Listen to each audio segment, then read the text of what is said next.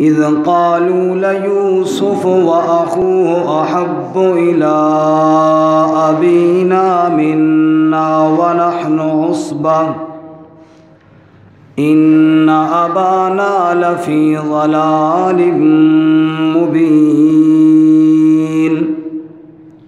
اقتلوا يوسف أو اطرحوه أرضا يخل لكم وجه أبيكم وتكونوا من بعده قوما صالحين. قال قائل منهم لا تقتلوا يوسف وألقوه في غيابة الجب يلتقطه بعض السيارة إن كنتم فاعلين. قالوا يا أبانا ما لك لا تأمنا على يوسف وإنا له لناصحون. أرسله معنا غدا يرتع ويلعب وإنا له لحافظون. قال إني ليحزنني أن تذهبوا به وأخاف أن يأكله الذئب وأنتم عنه غافلون. قالوا لئن أكله الذئب ونحن عصبة إنا إذا لخاسرون.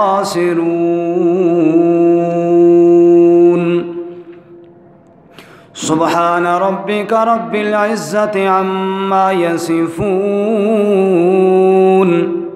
وسلام على المرسلين والحمد لله رب العالمين.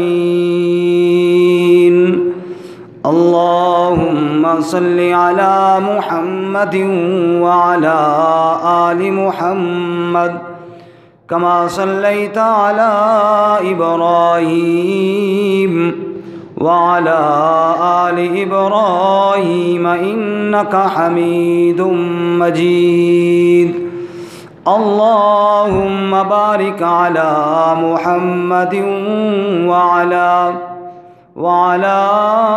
آل محمد كما باركت على إبراهيم وعلى آل إبراهيم إنك حميد مجيد.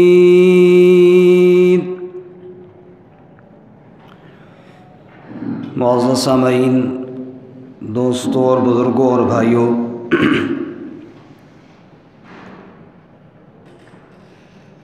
قرآن مجید فرقان حمید 12واں پارہ سورہ یوسف کی چند آیات آپ کے سامنے تلاوت کی ہیں۔ اللہ رب العزت ان کے مطابق صحیح بیان کی توفیق عطا فرمائے اور ہمیں قرآن و سنت پر عمل کرنے کی توفیق عطا فرمائے۔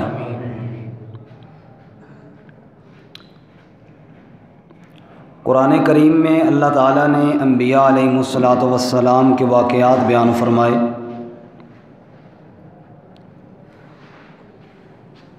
اور ارشاد فرمایا وَكُلًّا نَقُصُّ عَلَيْكَ مِنْ أَنْبَاءِ الرُّسُلِ مَا نُثَبِّتُ بِهِ فُؤَادَكَ۔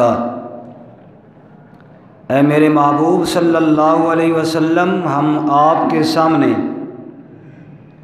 انبیاء علیہم السلام کے واقعات بیان کرتے ہیں تاکہ ان کے واقعات سن کر آپ کے دل کے اندر مزید پختگی پیدا ہو جائے۔ اور پھر اللہ اپنے نبی صلی اللہ علیہ وسلم سے یوں بھی فرماتے ہیں فاقصص القصص لعلہم یتفکرون۔ اے میرے محبوب، اپنی امت کے سامنے بھی یہ واقعات بیان کیجئے تاکہ وہ بھی ان قصوں میں غور کریں اور عبرت حاصل کریں۔ تو قرآن کریم کے جتنے بھی واقعات بیان کردہ ہیں وہ سب عبرت کے لیے ہیں۔ انہی قصوں اور واقعات میں احسن القصص، قصوں میں خوبصورت بہترین واضح و نصیحت سے بھرپور قصہ حضرت سیدنا یوسف علیہ السلام کا ہے۔ گزشتہ جمعے جس کی ابتدائی باتیں میں نے آپ کے سامنے عرض کی تھیں، آج اس سے آگے انشاءاللہ بیان کریں گے۔ اس سے قبل آپ یہ سن چکے ہیں کہ یوسف علیہ السلام کو بچپن میں خواب آیا اور خواب میں انہوں نے دیکھا کہ 11 ستارے اور سورج اور چاند وہ مجھے سجدہ کر رہے ہیں۔ یہ خواب انہوں نے اپنے والد محترم حضرت سیدنا یعقوب علیہ السلام کے سامنے بیان فرمایا، تو حضرت والد صاحب نے جواب میں کہا کہ اللہ تجھے بڑا اونچا مرتبہ عطا فرمانے والے ہیں، لیکن یہ خواب بھائیوں کے سامنے بیان نہ کرنا۔ فَيَكِيدُوا لَكَ كَيْدًا، کوئی تیرے خلاف تدبیر نہ کر دیں، کیونکہ شیطان انسان کا بڑا دشمن ہے۔ یہ پہلا حال تھا بچپن میں جو ان کو خواب آئی، ہم پچھلے جمعے سن چکے ہیں۔ اب اس سے آگے اب یعقوب علیہ السلام کے جتنے بیٹے بھی تھے ان میں یوسف علیہ السلام کے ساتھ زیادہ محبت تھی۔ یوسف اور یوسف کے دوسرے بھائی چھوٹے بنیامین، یہ ایک ماں سے تھے اور باقی 10 بھائی دوسری ماں سے تھے۔ اب یوسف علیہ السلام سے محبت زیادہ کیوں تھی؟ مفسرین اس کی کئی وجوہات لکھتے ہیں۔ بعض فرماتے ہیں یہ چھوٹے تھے اور اولاد میں جو چھوٹا بچہ ہوتا ہے ویسے بھی زیادہ پیارا ہوتا ہے، یہ وجہ بھی ہو سکتی ہے۔ اور اس سے زیادہ اچھی وجہ اور یہ ہے کہ جس کو اللہ نے نبی بنانا ہوتا ہے بچپن سے ہی اللہ تعالیٰ اس کی حفاظت فرماتے ہیں۔ اس کا کردار، اس کا اخلاق، اس کا بولنا، اس کا چلنا اتنا خوبصورت ہوتا ہے کہ باقی بچوں سے نکھرا ہوا ہوتا ہے۔ یوسف علیہ السلام کی یہ ادائیں بتا رہی تھیں کہ یہ کسی اونچے مرتبے پہ پہنچنے والے ہیں۔ اور جیسا اس سے قبل آپ نے خواب بھی سنا، اس خواب بھی کی تعبیر بھی یہی بتا رہی تھی کہ یوسف اونچے مرتبے پہ پہنچنے والے ہیں، اللہ ان کو نبوت عطا فرمانے والے ہیں۔ تو اس وجہ سے بھی باقی بچوں سے یوسف علیہ السلام سے محبت زیادہ تھی۔ اور بعض مفسرین نے تو بڑی مزدار بات کی ہے، وہ فرماتے ہیں یہ سوال کرنے کی ضرورت ہی نہیں ہے کہ فلانے سے زیادہ محبت کیوں تھی۔ محبت غیر اختیاری چیز ہے۔ عدل اور انصاف تو بندے کے اختیار میں ہے، محبت جو ہے یہ غیر اختیاری چیز ہے۔ رسول اللہ صلی اللہ علیہ وسلم نے اپنی ازواج مطہرات کے درمیان عدل اور انصاف کی مثال قائم کی، لیکن آخر میں فرمایا کرتے تھے یا اللہ یہ تو میری تقسیم ہے جو میں نے کر دی ہے، اے اللہ مجھے اس بارے میں ملامت نہ کرنا جس کا میں مالک نہیں ہوں، تو مالک ہے۔ وہ یہ ہے کہ میرا دل عائشہ کے ساتھ زیادہ جڑا ہوا ہے۔ تو محبت ایک غیر اختیاری چیز ہے، وہ انسان کو کسی سے بھی ہو جاتی ہے۔ بہرکیف وہ جو خطرہ تھا نا حضرت یعقوب علیہ السلام کو، بات وہی سامنے آئی۔ بھائیوں کے دل میں حسد پیدا ہو گیا، اور یہ حسد ایسی بری بیماری ہے کہ اس نے بڑے بڑے گھر اجاڑ کے رکھ دیے ہیں، بڑے بڑے لوگوں کو اس نے جناب ان کا نیست و نابود کر کے رکھ دیا ہے۔ حسد پیدا ہوا۔ اللہ کے نبی نے اس لیے تو نہیں فرمایا تھا نا کہ حسد نیکیوں کو یوں کھا جاتا ہے کما تأکل النار الحطب، جیسا کہ آگ لکڑی اور ایندھن کو کھا جاتی ہے۔ اب جب انہوں نے دیکھا کہ یوسف تو بابا کی نگاہوں میں کچھ زیادہ ہی محبوب ہیں، آپس میں بیٹھے مشورہ کرنے لگے، قرآن بیان کرتا ہے جی، لیکن اس سے پہلے اللہ کیا فرماتے ہیں ذرا سننا، فرمایا لقد کان فی یوسف و اخوتہ آیات للسائلین۔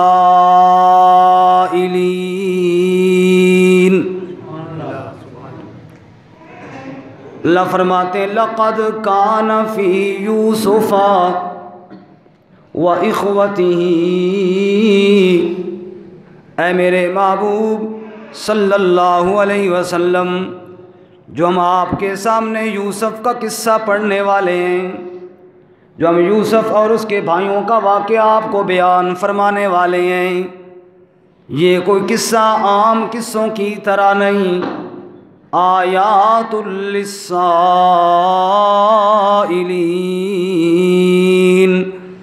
اس قصے میں سوال کرنے والوں کے لیے بڑی نشانیاں موجود ہیں، سوال کرنے والوں کے لیے بڑی عبرتیں اور بصیرتیں موجود ہیں۔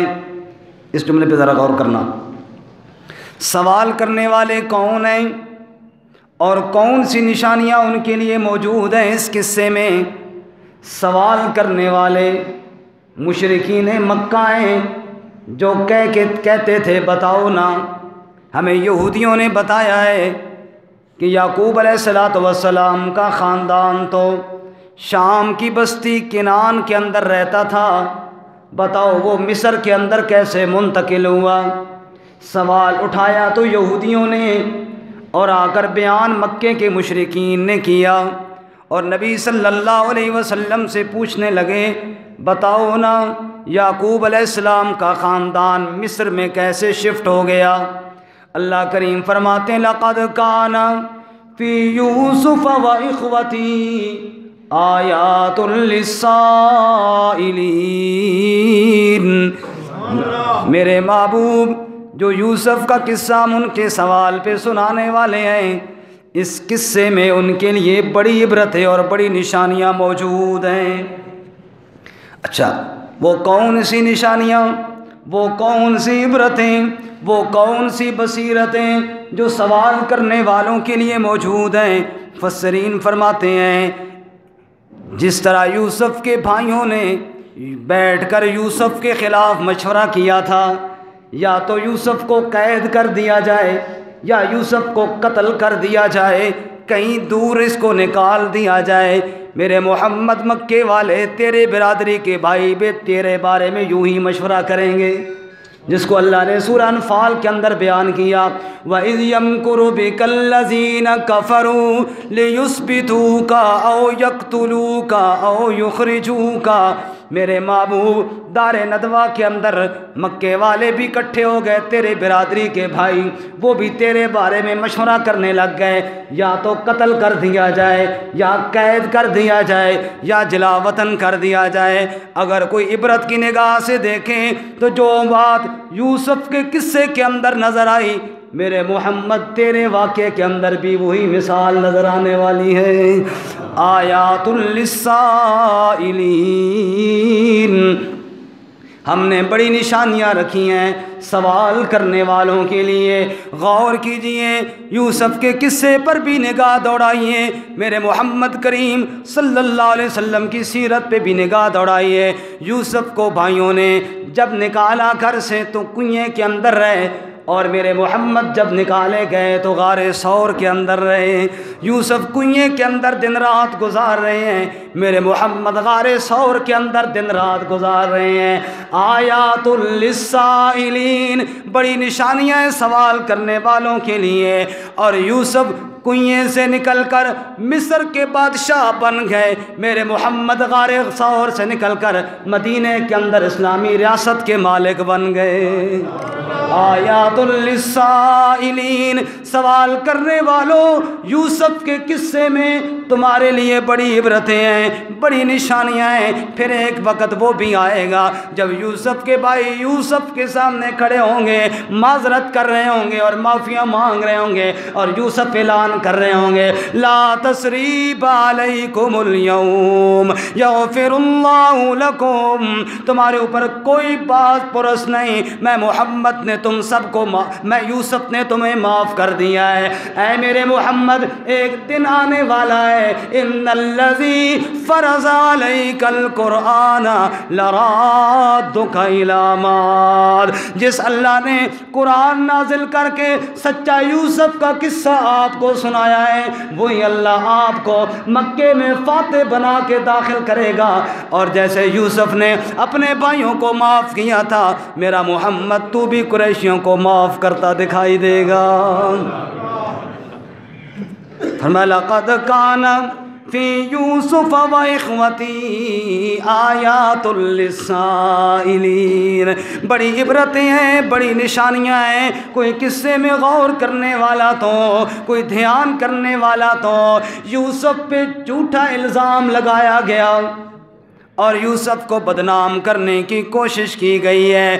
بند کمرے کے اندر گناہ کی دعوت تو عورت نے خود دی ہے، بدنام یوسف علیہ السلام کو کرنے کی کوشش کی گئی ہے۔ میرا محمد جب مدینہ میں جائے گا، میرے محمد پہ تو جرت کوئی نہیں کرے گا، لیکن میرے محمد کی بیوی عائشہ پہ لوگ الزام لگائیں گے اور اس واسطے کے ساتھ میرے نبی کو بدنام کرنے کی کوشش کریں گے۔ لیکن جیسے یوسف پر الزام لگا تھا، صفائی کا انتظام اللہ نے کر دیا، میرے محمد تیری چادر پر الزام لگے گا تو بھی صفائی کا انتظام میں اللہ کر دوں گا۔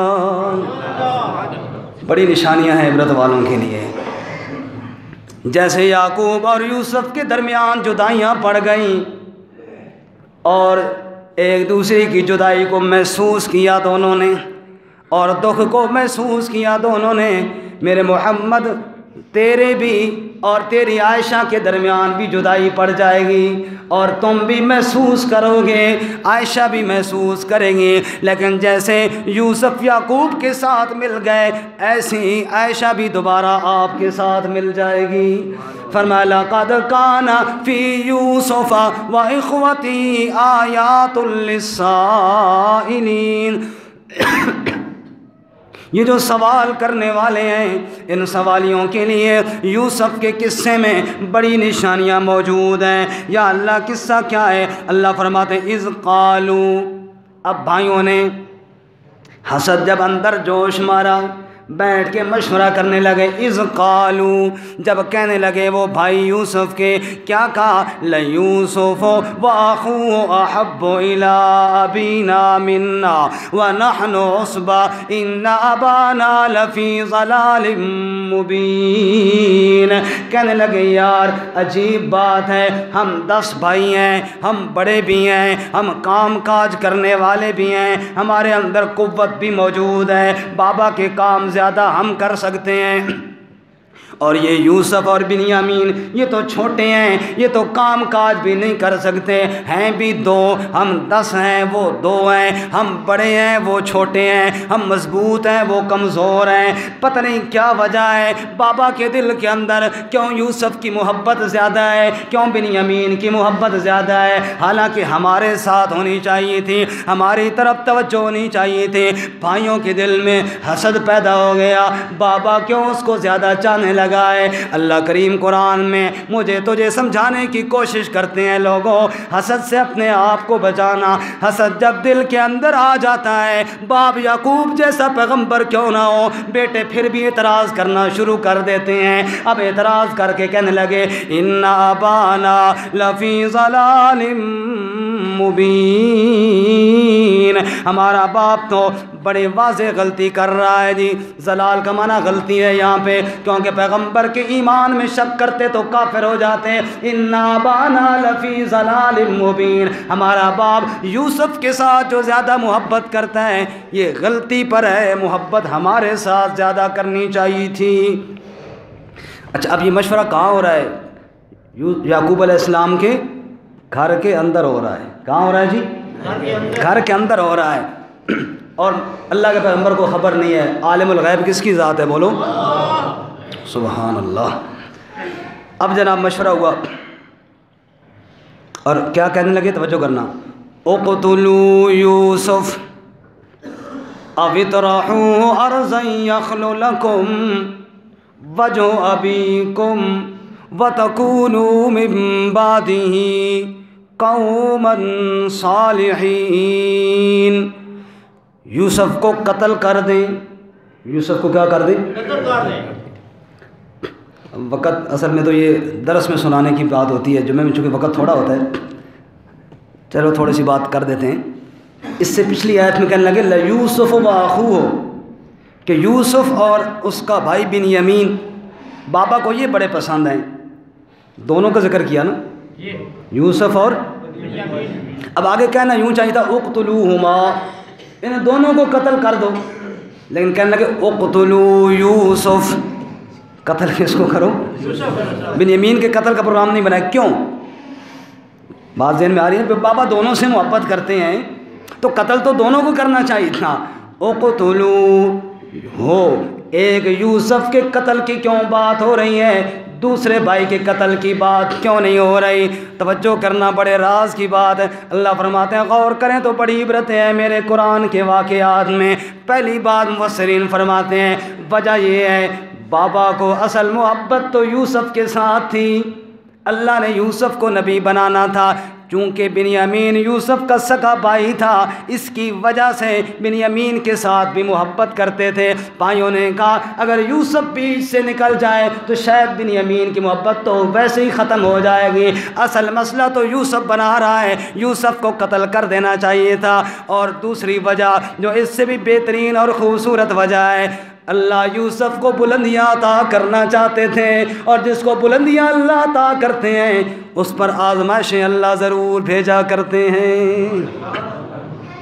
اگر یوسف کے ساتھ حسد نہ کرتے، قتل کا منصوبہ نہ بناتے تو یوسف کو گھر سے نہ نکلنا پڑتا. اب گھر سے نہ نکلتے مصر کے اندر کیسے پہنچتے؟ جب گھر سے کنان سے نہ نکلتے مصر کے تخت پر کیسے بیٹھتے؟ جب مصر کے تخت پر نہ بیٹھتے بھائی سامنے کیسے کھڑے ہوتے؟ جب مصر کے تخت پر نہ بیٹھتے یوسف علیہ السلام، یہ ساری عزت کا معاملہ کہاں سے پیدا ہوتا؟ اللہ کریم نے بتایا اوے دنیا والوں، دکھ آتے ہیں، مصیبتیں آتی ہیں، پریشانیاں آتی ہیں، تم دل چھوڑ بیٹھتے ہو، جی ہار کر بیٹھ جاتے ہو، ہائے کیا کریں حالات بڑے خراب ہو گئے. تمہیں کیا معلوم ہے یہ ہوا تو تجھے اونچا اڑانے کے لیے آتی ہے، یہ مشکلوں کی ہوائیں جو چلتی ہیں تجھے اونچا کرنے کے لیے آتی ہیں. اس لیے کہتا ہے نا شاعر ہے بادی مخالف سے نہ گھبرا اے عقاب، یہ تو چلتی ہے تجھے اونچا اڑانے کے لیے. یہ ہوا جتنی تیز چلے گی اتنی تیری پرواز اونچی ہوگی. جب یوسف کے مقابلے میں ہوا تیز چلی مخالفت کی، اللہ نے یوسف کو عزتیں دینا شروع کر دیں. سبحان اللہ. سب کہو ذرا ایک دفعہ پھر کہو سبحان اللہ، سبحان اللہ. اب اس سے آگے ذرا دیکھتے جانا. یوسف علیہ السلام کی ہر مصیبت ترقی کے قدم ہوگی، جتنے دکھ آئیں گے اتنا ہی ترقی کی طرف چلتے جائیں گے. اللہ نے قرآن کے اندر واقعہ بیان کر کے مجھے اور تجھے سمجھایا اے انسان، تیرے اوپر دکھ آ جائے، تیرے اوپر تکلیف آ جائے تو پریشان ہو جاتا ہے. حالت تیری یہ ہوتی ہے زبان پہ شکوے جاری ہو جاتے ہیں. میں اللہ کریم کی کھا پی کے پھر شکوے کرنا شروع کر دیتا ہے. دیکھنا یوسف کے خلاف کتنے پروگرام بنائے گئے، کتنی مصیبتیں آئیں، لیکن میں اللہ نے یوسف کو کیسے عزتوں کے ساتھ مالا مال کیا. آیت تو اپنے مقام پر آئے گی، لیکن یہاں میں سنا دوں. جب یوسف علیہ السلام سے پوچھا گیا اتنی عزتیں تو کیسے پا گیا، اس مقام پر کیسے پہنچ گیا، تو یوسف علیہ السلام نے جواب میں فرمایا تھا اِنَّهُ مَن يَتَّقِ وَيَصْبِرْ فَإِنَّ اللَّهَ لَا يُضِيعُ أَجْرَ الْمُحْسِنِينَ. جو بندہ اللہ سے ڈرتا رہے اور صبر کا دامن نہ چھوڑے، اللہ اس کو یوں ہی عزتیں دیا کرتا ہے. اب بھائی جناب مشورہ کر لیں. اقتلوا یوسف، قتل کر دو یوسف کو. اب اطرحوا ارضا یخل لکم وجہ ابیکم وتکونوا من بعدہ قوما صالحین.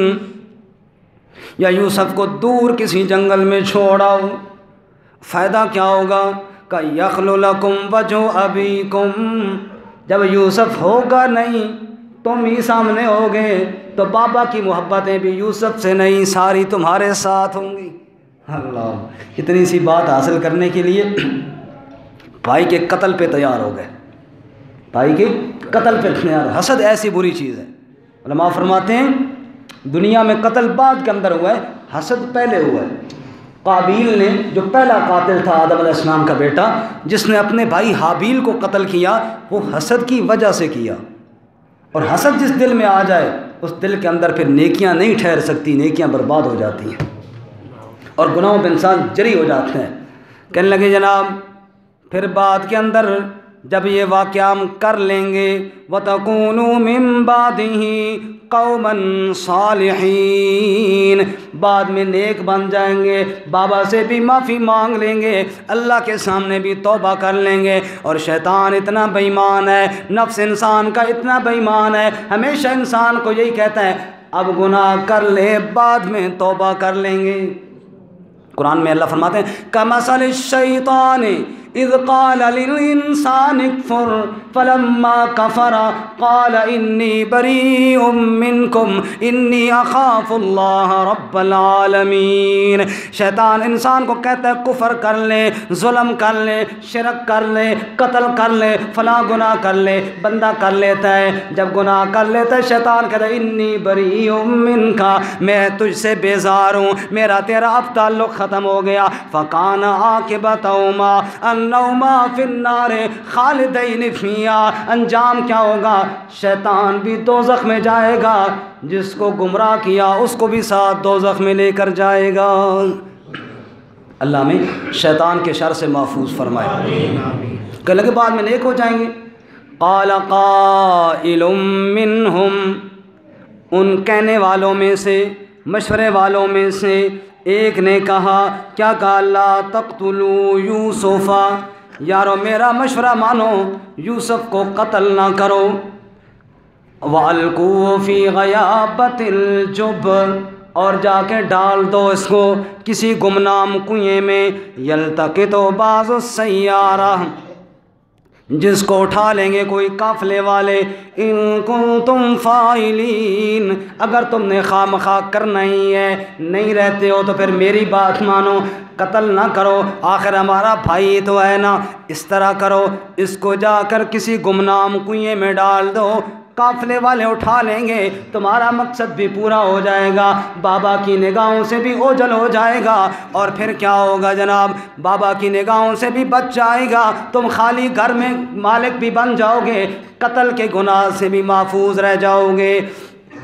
بس وقت پورا ہونے والا ہے، میں بات ختم کرنے لگا ہوں، اس سے آگے انشاءاللہ بعد میں تھوڑا سا غور کرنا۔